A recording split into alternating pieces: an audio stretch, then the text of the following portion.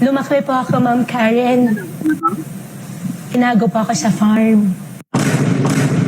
Nung bata ko, sabi niya sa akin, importante lang, marunong ako magsulat, marunong ako mag-read, marunong akong magsalita. 早上好，中国！现在我有冰淇淋。 At pinaka-importante po sa lahat, marunong po ako mag-calculate. Come on! Do math! Yung pong tinuro po niya sa akin. Nung tumanda na po ako, unti-unti nararamdaman ko, parang nakakahiya na hindi ka nag-aral.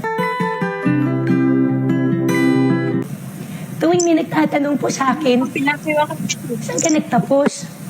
Saan ka nag-aral? Ako po, nag-aral po ako ng tutorial. Homeschooling. 14 years old pa lang po ako. Kasama ko na po yung tatay ko sa farm, sa piggery po namin. Natuto po ako magpaligo ng baboy. Natuto po ako magpaanak ng baboy. Natuto po ako mag-inject ng baboy.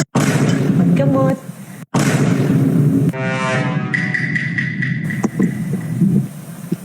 Alam po ng mga supplier ng farming po namin, yung sarili ko po bansa, yung sarili ko po bang bansa, yung sarili kong bansa po, diba? Iiwanan din po ako. Katalikuran din po ako. Saan po ako pupunta? Pilipino po ako.